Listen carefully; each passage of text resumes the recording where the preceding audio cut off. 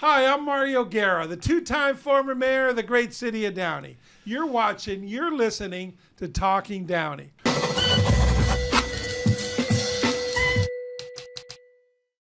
Thanks for watching and listening today. By the way, we couldn't do this without our great sponsorship of Financial Partners Credit Union, over 83,000 members, founded here in the city of Downey. They've been great because they want us to get the communication and the word out about what's happening in Downey, and their home office is here in Downey. Today, I happen to have somebody that's got two hats. One of them happens to be with Financial Partners. Our guest today is David Kantar, and he is the new president of the Downey Chamber of Commerce. Welcome, sir. Thank you. I appreciate being here. Thank you for the opportunity. It's good out there. I've known David a long time now. David is also vice president of government affairs for Financial Partners. So him and I have gone back to D.C. Lobbying on credit union bills and so forth, and Sacramento and so forth on there. So Dave, let's start off with your new hat. My new hat. The Chamber of Commerce. So tell us, number one, what I know you've been on their board for several years. So what finally led you? I know they've been asking you to take the reins as president. So tell us a little about your road. The way the chamber starts, you're on the board of directors, and then the position that opens up is the president-elect. And the various officers or whoever, some of the chamber board says, hey, you know, we're looking at going this direction or that direction. Invite you to be that president-elect. And so all of last year, they voted me in. And so I was president-elect. And the first thing, I like structure, and they kind of recognize that. And we haven't had a bylaw revision in over a decade. Oh, wow. So they said, okay, yes, you're learning the day-to-day of the chamber, but we also need bylaw revision, and we'd like to reinstitute some of the events that have kind of faded away. So that's what last year we did. We formed a bylaw committee, went back over it, and we're 130 plus years. It's the 1800s is when it started. So it's been fascinating. That's great to learn all of that stuff. Yeah. Well, thank you. We need that so badly here. We have some great businesses in that. We do. How many members do you have in the chamber? In the chamber right now, we're going through a revision, double checking everybody. We're at just over 500. Okay. 500 businesses are on the roster, and on that roster, like with anything, as you go looking through and cleaning up a little bit, some of the businesses have faded away in the last several years. COVID really took a hit. Yeah. So those were cleaning. So we think we were about 80 overstated just because we're now going through this year. And seeing who's really active. Yeah, exactly. And COVID really took a hit on a lot of small businesses. Well, I should get commission because I'm a big salesman of the chamber. When I see a new business, and I always try to go in there, and I talk to the owners and I say, hey, you should look at, here's a phone number to call. Yeah. You should look at the Chamber of Commerce for a number of reasons on there. But number one, too, is you guys do the big ribbon cutting, which gets a little bit of publicity, gets people there. There's one across the street here now in Downey Gateway. A new Korean barbecue just opened up 3 days ago. Yum, I love it. I know. So I've been going in there talking to the owners just as Mario Guerra. But and I did tell him the other day, so somebody from the chamber should go in there, hey, we'd like to have you as an official member, and then let's plan a ribbon cutting. Anyway, that's a different subject. No, it's not a different subject because that's exactly what is needed. One of the things that have, what I'm calling it the chamber, just my little pea brain, is looking at it. We're in COVID hangover phase. We're not, COVID's over. Yeah. We're a little bit of the hangover. Yeah. And the last couple of years has been, okay, let's just do what we've done. Right. And some of the members are saying, hey, where's my ROI? Yeah. And so I formed a membership committee, and apparently years and years, like several decades ago, we had one. Right. And it's exactly what you said. So we have Diana Padilla. She's with AmeriFirst, financial planner. Right. She has a heart and soul to reach out to the members. So part of her task on that new committee this year is inReach to our current membership, and then the other one is outreach to new members. Right. So we're looking at what the collateral material we have. Right. We're redoing the brochures, we're redoing the handouts, we're redoing everything to make sure the city of Downey realizes we've got a wonderful community, very diverse businesses. Right. And so her team is now partnering with the ambassadors. I know you're familiar with the chamber ambassadors. Right. Their main job is to go to all of the chamber ribbon cuttings. They're at our events. They're welcoming people coming in. They're doing whatever needs to be. There are hosts and hostesses for these events. They're partnering hand in glove with the membership committee. Great. And we're now having this huge push to reach out to our current members and get the new members in. So anybody that you have that you just mentioned, please I will do that. hit I me will up do after that the because broadcast. I'm obviously I'm here. Yeah. I'm on the ground and I'm a pro business person and You are. pro Downey. You So, are. So tell us. I mean, you said some great things there that I'm excited about. And some of the return on investment because I think businesses are always looking. 100%. Say, so what can the chamber do to me or for me? And one of those is community events or community awareness. One of the things that I noticed too, putting a banking hat on in just a little mode is you have a startup business or you're a small business. It is hard as heck to fund a marketing budget. Yeah. And you're mopping the floors, you're cleaning it, especially as a startup. Yeah. But what the chamber does is we've reinstituted the morning networking events. We've reinstituted the I evening. spoke at one of the ones at Bob's Big Boy. You asked Yes, me to. I did. That's right. And I earlier thank you last for year. doing Yeah, that. of course. Yeah. And that event that used to be 6 or 7 people, we're now having 25, 30 people every month. And members get to highlight what they do. We asked you to speak not on your business, but we asked you to speak on other things, and that was wonderful. So new chamber members, that's what it's for, is if you just joined the chamber, don't worry about putting a lot of money into something. Come to the event. Right. And you have 10, 12 minutes to share what you do. And I always go around the table and say, who's your best referral source? Yeah. What do you want to do? So we now have standing events that happen. Plus, you have first dibs, if you would, like the city, the street fair, and everything else that's going on. We let our chamber members know, okay, you get prime location. Please come in. Here's what's coming up. Right. And we're now putting a year-long calendar. We've just restructured it. Again, I'm a little OCD, but we have those things down. We have the calendar. We have events. We have the dates. We have it locked in. And the newer businesses coming in and existing business go, oh, yeah, I remember that. Yeah. So membership is, hey, don't forget. Yeah. We have this, we have that. So it's an exciting time. And the 15 members on our board of directors, I want to say 9, maybe it's 11. 11 have committee assignments. And it could be the golf. It could be the anniversary event, which we're doing this year is going to be awesome. It's going to be fantastic. It's a great Gatsby theme. And it's going to be much more elegant than we've done in the past. And we've already got sponsors wanting to rock and roll with it. It's going to be beautiful. That's great. The structure is a little more tight than it's been. Yeah.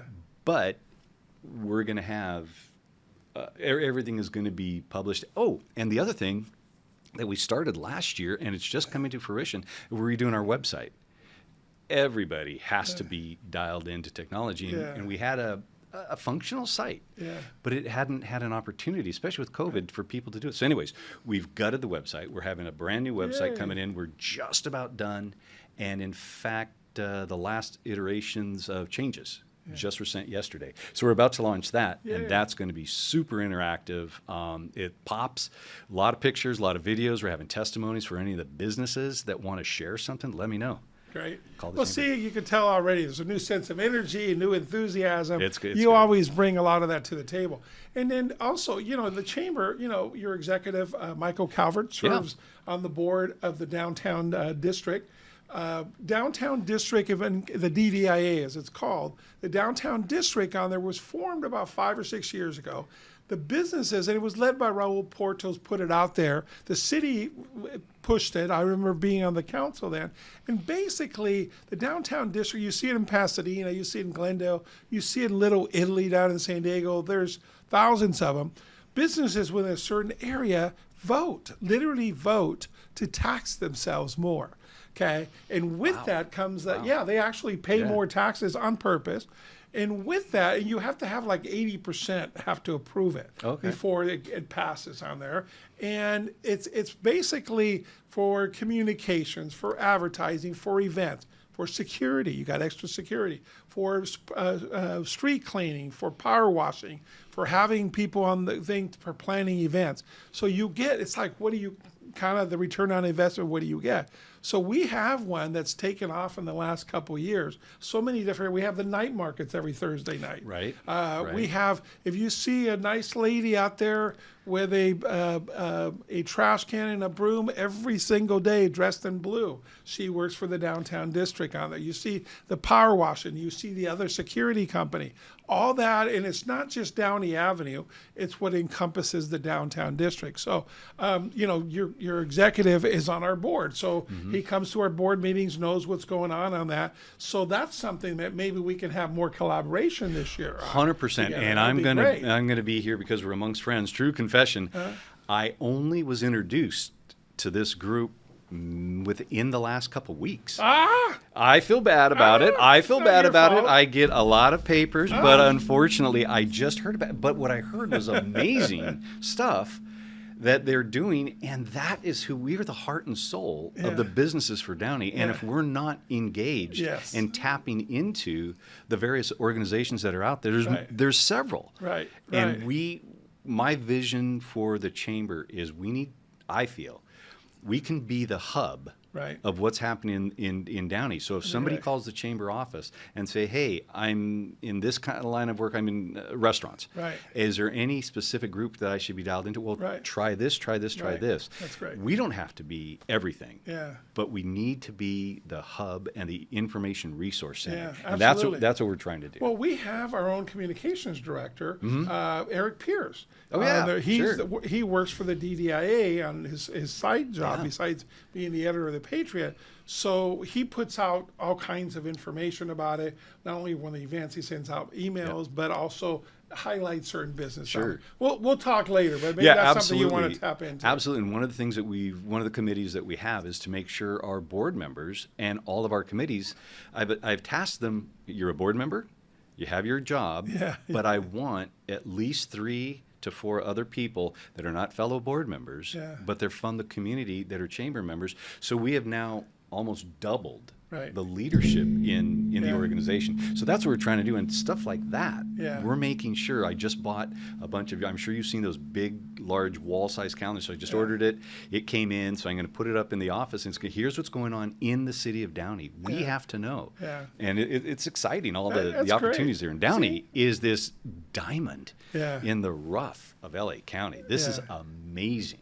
People don't know. And that's one of the goals of our show, Talking Downey, is to educate our own citizens on all the good stuff on it and what's going on, but also maybe reach out to everybody else and put a historically concept on here. So David, I know you wear 2 hats because you've been the vice president of government affairs for Financial Partners Credit Union.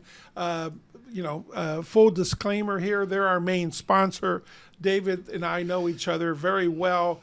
He's not on here because he works for Financial Partners. He's on here as the chamber president. But I also want to get a couple of things in too, because Financial Partners, they're so involved in our community. I mean, they sponsor the parade. They sponsor Rocket Fever. Notter, the CEO, is chairman of the Columbia board. I serve on that with 3 other former mayors. So we're intertwined a lot in a good way, okay? So you can say whatever you want, but we're all moving things forward. We don't get paid for those things. Well, that's your job. That's a different story. You don't get paid for chamber.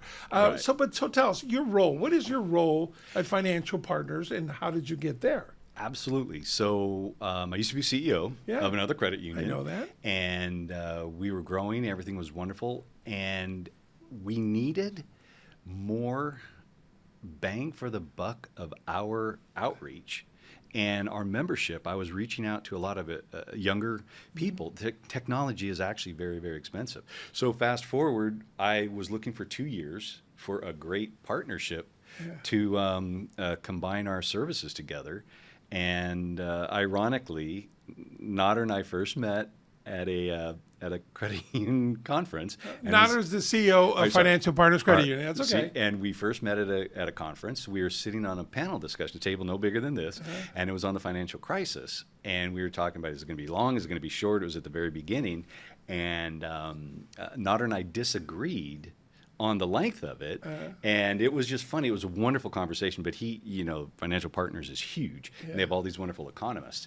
But it was it was a good conversation, and that was fine. Fast forward, a friend of mine, he was a CEO, and he says, "Hey, you got to meet financial partners. There would be a great partner for." So we got off the elevator, and Nader looked at me, and I looked at him. He goes, "You?" And I went, "You?" And we laughed. And within 21 minutes, in, out, and done, and we came over. Wow. So it was a wonderful thing. That's And the awesome. one thing that happened in, like Nader was saying, well, what is your background? My background prior to the banking world was political arena. The most difficult thing that we had was getting somebody who's comfortable in the political arena Right. and understanding it's a little bit of difference. It's a difference between everything It else in is. the financial world. And that worked out really, really well for myself, and some of my clients are still in Congress, so it was great it was a natural fit.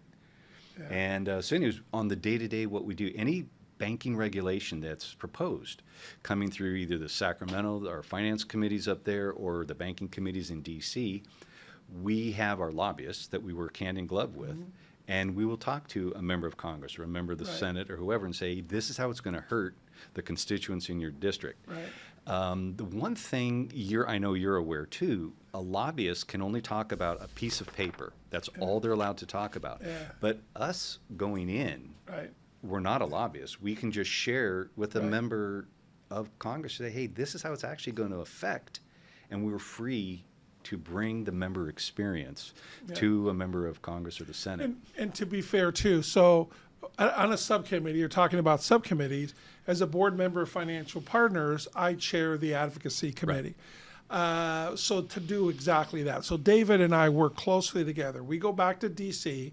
Let me tell you about the Government Affairs Conference, for example. So we go back there and we do talk about the things that are impacting our members. And remember, we're not for profit, okay? Credit unions are not banks. We don't have stockholders. We have shareholders there. It's our members, okay? But so we talk about these things and then we literally go talk to Congress. And when you go into a congressperson's office, we have the data to help them figure this out too. By the way, Congresswoman Young Kim, thank you for what you've done, and this is the bill that they're talking about. You have 75,000 credit union members in your district. You have so many on there. Absolutely. So that's how we can relate that. So when you're talking about government affairs, that's what it is. It's passing information on, having an avenue to that. I serve on the National Advocacy Committee. As a matter of fact, after our thing today, I have a meeting. You're welcome to stay on the Zoom call. I'm the only one from the West Coast that's on there. And not that is true. America's Credit Union. America's You're Credit on the- Union, yeah. So we have a Zoom call coming up right after that. But so I know very well what he does. But you have an interesting background. And it's this position and our credit union, and I've worked with David so long on there, it's non-political, it's apolitical. It doesn't matter who's in the White House. It doesn't matter who our Congress people are on there. It's about the membership. It's about doing the right things going forward on there. So we don't get political from that hat. And I want to make that very clear. Yeah, that is true. We are Switzerland when we walk into any office. Yeah. And the one thing that you know, too, because you're the mayor and you have to deal with the city of Downey as well as the League of Cities when you were involved in all of that, it's relationship building. Yeah. Because, yes, we go to the large conferences together, but also when they're in their DO or the district office, if there's something that's really, really heart-wrenching to their, we'll go in, and we have that ability to go to a district office, and those are a lot of meetings, too. Yeah. It's you build a relationship with somebody, then they understand what you're doing and how it impacts their voters in their district. And most Congress folks on there, in their district folks, too, they want a David to explain it to them. Tell me what this bill is about that relates to finances or credit union. So they hear that. So the good thing is having somebody like you that's trusted, you've been in the business for a long time, they respect that because David's not going in there and, giving them a bunch of bull just to get this little line in that bill passed, because then he's going to have to face them later. 100%. So your credibility is 100%. so important. And we have a you've good been doing that- relationship with So everybody. you've been doing that for many years. Yeah. So, okay, so this part I have to ask. Okay. Going backwards. Okay. On there, Backwards, your yes. political thing on there. Yep. You worked in the White House. Yep. You worked for several different. Tell us a little bit about your journey, and then I'm going to ask you the one favorite story that we share about President Reagan, just because it's just a great story. Forget the politics. This is not political at all. But tell us a little bit about your background. I still don't know what I want to be when I grow up, because know. I have fallen into the best wonderful vats and have coming out smelling wonderful. Yeah. I was picked up my senior year of college, worked for California's largest political consulting firm, and learned the ropes there. From there, some of the people said, hey, we love what you're doing. Why don't you work for us in one of the there's mainly two political parties in the country. Work for one of the political parties. Went in as associate finance director, 3 months later, finance director, 6 months later, executive director, then got picked up by president and said, we love what you're doing in LA, come over here. And one thing led to another. But before that came in, we had the President Reagan. They were transitioning out of the White House into their home life. And the professor, head of the poli-sci department, just said, hey, do you guys have suits? A couple of us. And yeah, so we interned for him. And there's so many stories, because this is when the home in Bel Air was being built. They're gutting it, putting other things. There's several good stories being with them. But one of them that you were referring to and you had asked me to share was they were going to dinner down the street. And yes, they have Secret Service detail, but the Secret Service... They had just left the White House, so they're just now moved here to California. Yep. And I'm middle of college. And the Secret Service are not chauffeurs. Mm-hmm. They are there to protect them, right, but they're not driving them. And so anyways, they said, hey, you guys finish up what we're doing at the house, and we're going to go down the street to our friend's house, the Bloomingdales. So they went out to the car, and they looked at each other. They came back in. President and Mrs. Reagan had the best relationship I've ever seen. They're walking down the hall, just giggling and just laughing.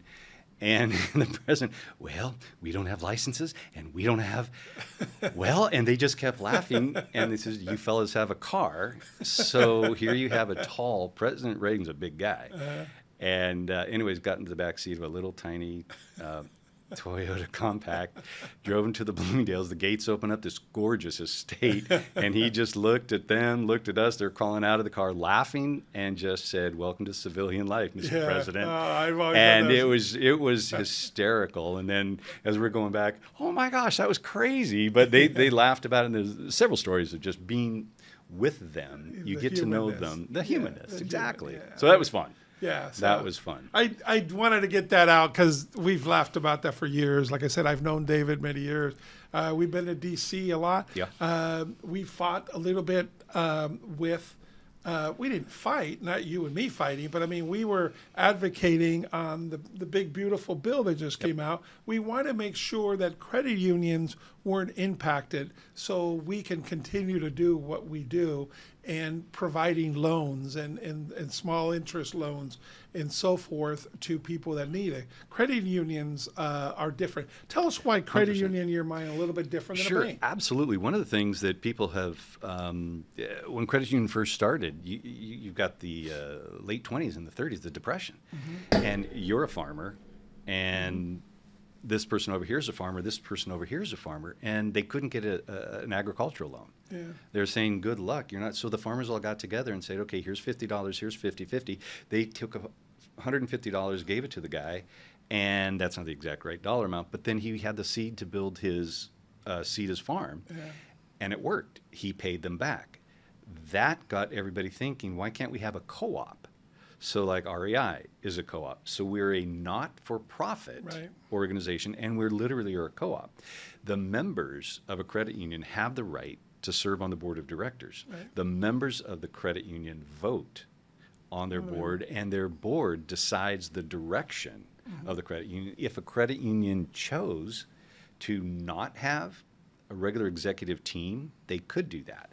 The reality is, as credit unions have now grown and they're huge, they do hire management teams to run everything, so you have large staffs. But the other thing, too, is Congress realized this is a wonderful system. They enacted the Credit Union Act and said, okay, since you're not making profit, we don't have shareholders that we have to pay.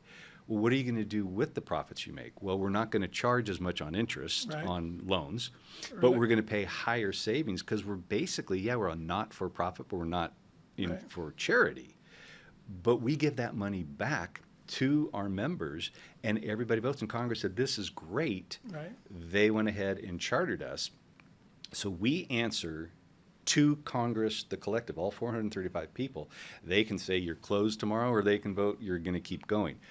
That's a unique structure. But the actual day-to-day operations is a volunteer board, and we don't have to worry about Wall Street numbers. Where's the profits? Where's this? The profits are, look what we're doing in the community. And you mentioned we're involved here. We have 21 events that we sponsor in Downey. And we write a lot of checks because we believe in the communities that we're in. We have branches from San Francisco down to San Diego. And every community, we are there for those members. And that's part of, all credit unions are like that. That's part of what they do. Even if there's a small, I think the smallest one that I'm aware of is the Catholic Credit Union in LA County. And I want to say their assets are just several $1,000s, maybe 10,000. They are still giving back to their community. They have a school. So they're basically supporting their small group. But we are fortunate because we have wonderful members. We have wonderful products. And that money that's generated, we give back to the community. And, every credit union, by the way, they figure out the numbers. And like I said, when we go back to the GAC, and financial partners, I've always been proud, and I know the number is wrong, but it's give or take, was $678. Every one of our members, by being a member of Financial Partners, got $678 extra benefit or savings by being on there. And it varies by credit union. The ones that are better run like us and so forth. So it varies. But I've always thought that number, and all the credit unions are real proud of that. What is the benefit to each one of our members? Ours was, again, I'm going to be wrong on the exact number, but it's like $678. So it's really important that we do that. And you mentioned some of the events. I know Financial Partners, it wasn't going to be a plug about Financial Partners, but you know what? They deserve a plug. Nader, the CEO, serves on the board of the Columbia. He's been the CEO of the Columbia Memorial Space, which we're now looking at our new Inspiration building. That's $40 million, and we have 20 some odd million built, already raised. We need more. So we serve on that. He serves on the former Mayor Rick Rodriguez, former Mayor Alex Saab, former Mayor and now Superintendent Dr. Roger Brosmer, and I serve on that. So we're trying to continue to raise money, but Financial Partners couldn't do it without them. The Christmas parade. Title sponsor of that Christmas parade. Plus also we do Rocket Fever. Rocket Fever that just STEM, happened. The Girls in STEM. The Girls in STEM is an amazing program, and there's all kinds of different things. One of the funny things you were mentioning, for the city of Downey, this is absolutely amazing. You got Downey High, and you have Warren High, and the rivalry game. We're the title sponsor of that because it brings a community together. It's all for fun, but it's a great time. Good. We're Gangs Out of Downey on there. You've had, and that's one thing of the involvement. Look at you with the chamber. But there's other members. The president of Gangs Out of Downey last year, Tony, Financial Partners. We have people involved in Kiwanis and in Rotary from Financial Partners. So we're embedded in the community. We do that in other communities, but not quite as much as Downey. This is our home office, and I'm real proud of it. We have a beautiful building down on Imperial. So, and you mentioned Rick Rodriguez, and so he used to be a president of the Downey Chamber. Correct. And he is one of the guys. I've known Rick for a long time too. Sure. And I know you guys are really tight. Yeah, we've been together for about 40 years. He was just laughing when he goes, "What do you mean you're going to have a planning session, a half-day planning session with the chamber?" And so we had it at Financial Partners. They're very generous giving back to the community. So we had it in the boardroom that you go to. And you look at my picture on the wall there. We all looked at your picture on the wall, and don't worry about the mustaches. Okay. We erased that. But we went in there, and it was fascinating to see the energy and the excitement that the board of directors and Rick was right in there saying, years ago we used to have a lot of this stuff. So we have, we created notebooks for everybody, and we did those things. But Rick is an instrumental person on our board, and he's going to be in charge of our golf tournament coming up in June. Good. He's So a doer. He's a he doer is. and a And servant. all of the people on the board now, the 15 members, like I said, about 11 have committee assignments. They're amazing, and they are so intertwined with the city of Downey. We have the Women's Empowerment event. I think you're familiar with that. I'm very familiar with it. And that has now grown. And Rancho Los Amigos Hospital has a new female CEO. That's the other thing is Rancho Los Amigos, the foundation. David's been chairman of the foundation for many years, and they raise money through the Amistad Ball, but that all goes back to Rancho, which is, as we keep saying on there, miracles happen there every day. So Absolutely. I know you've been very Absolutely. involved with Rancho. Yeah, for many years. 100%. And we support the patients who use the programs. We don't necessarily fund any program, but if you're coming in and we have a driver's program, you're now a paraplegic. How do you navigate a car? So we fund all the costs that a patient needs to use for that.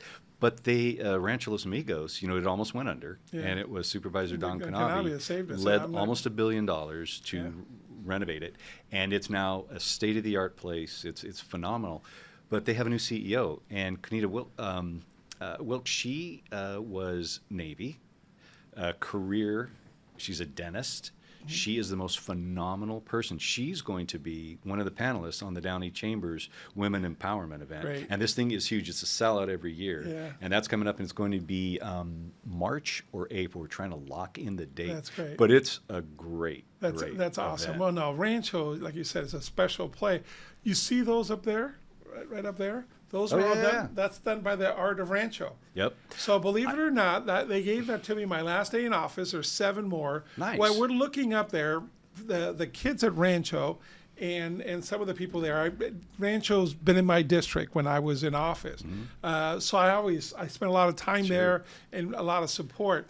So that's one of my official photos. Okay. Nice. Look at the lapel. See, there's the City of Downey lapel pin on somewhere, except Jasmine did a butterfly there. So these kids that did these on my last day in office, they brought them with some of the folks from Rancho. They brought them to the city hall and they were exhibited there. So these are kids. Most of them are paraplegics. Most of those are done with painting through their teeth, where the brush is done through their teeth. So in all of them, you could see some semblance of me. Okay, I think that one looks like Leroy Neiman, and that one looks like the guy that worked with Johnny Carson and so forth. But it's the greatest honor of my life that they did these. I put them in my office. They're colorful. They're beautiful. We got to show a picture of this, Brandon, of what I'm talking about, at least onto the show during this part. We'll show a picture. But they've only done that for 2 people. That's right. They've done it for Don Canavi, and they did it for me. Those are the only 2 people that they ever Congratulations. did. That is a huge honor. It is. That really is. But look, I see them every day right there, and it makes me smile. Well, that's funny you mentioned the art program over there. And again, I am so blessed to work in an institution on my day-to-day job that says get back out in the community, get out in the community, do that. And I'm able to bring our senators, assembly members, and Congress members to the city of Downey. Look what's happening in our city. Now we're getting, we just had Mayor Sosa.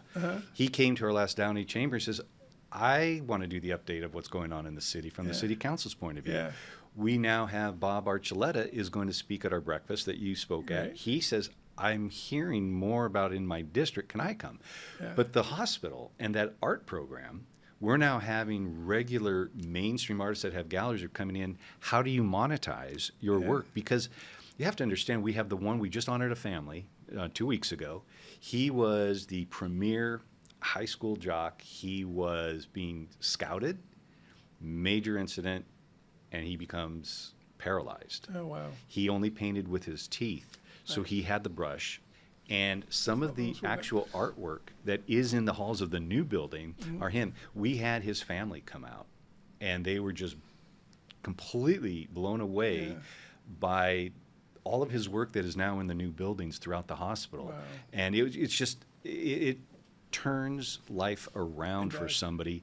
and we're able to be a part of that. And that's what's pretty exciting. And I know you're involved in stuff like that too. I can't think of his name, the gentleman in the wheelchair with the flat hat. Oh, artist. Carlos. Yeah, Carlos on there. Oh my gosh, yeah. He's the one that was in charge at that point of those, and he brought him in. So he's been a long time. There is no way in a million years you would look at that man and think he could paint, because he's got a colorful background. Yeah. And then he just realized, my goodness, what am I going to do? Yeah. And he grabbed a paintbrush and he went through the programs, and he's learning. Now Janice Hahn, who's the supervisor for our area, she appointed him to the Disabilities Council. Right. I'm saying that the wrong organization, but he's now at the county level. That man is an inspiration, and he's a kick in the pants. He is so much fun to be around. But the talent is amazing. Yeah. And you're right about the artist. I commissioned 3 pieces from somebody from my home, and it's just amazing. That's awesome. Yeah, that's awesome. Very cool. Well, David, you know your energy and your passion, and you embody so much of what Downey is, and I'm so happy that to have had you on. And like I said, you and I have been friends for many years. We've had some great meals together in D.C. Yes. We still Filomeno's in Georgetown, still our favorite restaurant with the big pasta dishes. I cannot go to D.C. Right? We go there without that. So you have to. David and I have been there 10 times at least. And I don't have a sweet tooth. Virtually at all, but they're eclairs. They're eclairs. You get the cannoli, but those eclairs are huge, but they make them fresh every day. Drop the gun, bring the cannolis, and so good. forth. But David, it's been a blast having you on, and thank you so much for what you do for our community and the type of person you are, but also for financial partners that actually helps out so many people. Any final thoughts that you want to say on the chamber to directly to our viewers here, especially in Downey? Sure. The only thing I want to say right now is we are at that transition. COVID is done. The hangover's over. We have a very active board. And the one thing that I want to do more than anything is bring more community members into the chamber. If you're a small business, medium business, and we even have Kaiser, if you're a large business. But we need, and our focus is on those small, medium individual businesses. You need to be involved. We want you to be involved. And if you are a member and you have questions, comments, the door is completely open. Please let us know. We're here to serve you. We want to be the hub. Great. Wow. Thank you, David. We appreciate you. And appreciate it. Great to see you. And hugs to Ann. Hugs to Ann. She told me this morning leaving to say hello to you. Yeah, too, there you go. There you go. I did hear, because you guys have been married a little while now, but she did keep the receipt. So just be careful. Just be careful. Okay. On the 40-year anniversary. We just celebrated 40 years. Your Ruby anniversary. It was a nice, she got a nice ring out of it. She's awesome. So. She's well, listen, folks, I want to say thank you for watching and thank you for listening. My cell number is always 562-706-4114. 562-706-4114. Email me at mario@guerrains, mario@guerrains.com. We've been getting a lot of views on there. We've gotten over 20,000 views in the last 30 days. We appreciate it, and we thank you. We couldn't do it without some great guests and also our sponsor, Financial Partners Credit Union, that continues to do amazing things here in our city. So thank you for watching. Thank you for listening. Talking Downey.